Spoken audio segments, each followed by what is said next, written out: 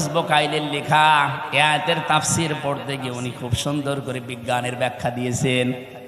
পড়ার পরে আমার মনে হচ্ছিল এতদিন আমি যেভাবে পড়েছিলাম এটা পড়ি কোরআন শরীফ একেবারে হাতে কলমে জিবরাইল আমারে শেখাচ্ছে। বাবার এই নাপাক পানিটা যখন যেতে থাকে, বিজ্ঞান এখন দেখাচ্ছে কম্পিউটার দিয়ে কম পক্ষে 40,000 হামজা তৈরি হওয়ার ক্ষমতা রাখে এক ফোঁটা বীর্য। মায়ের জরায়ুর যে দেওয়াল আছে এখানে ধাক্কা লেগে হয়তো অনেকে পড়ে যায়, যেতে পারে না ওই রেহেম পর্যন্ত। হয়তো কারো একটা যায়, দুইটা যায়, পাঁচটা যায়। এই পৃথিবীতে 13টা পর্যন্ত সন্তান জন্ম দিয়েছে এক মহিলা ক্যালিফোর্নিয়ায়। এর উপরে আর কেউ পারে নাই। বলেন তো 40,000 মানুষ একটা ফোঁটার ভেতরে আমার আল্লাহ লুকিয়ে রেখেছে। যদি মায়ের পেটে জায়গা থাকতো আমার আল্লাহ 40,000 সন্তানই ওখান থেকে বের করতো।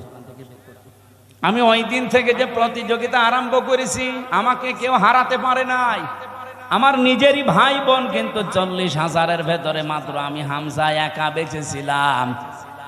বাকি 39,999 জন সব ওই দেওয়ালের সাথে ধাক্কা লেগে মরে গেছে। আল্লাহ পাক ওখানে আমাকে নিয়ে প্রথম 40 দিনে সুম্মা খালাকনান নুতফাতান আলাকাতান ফাখালাকনাল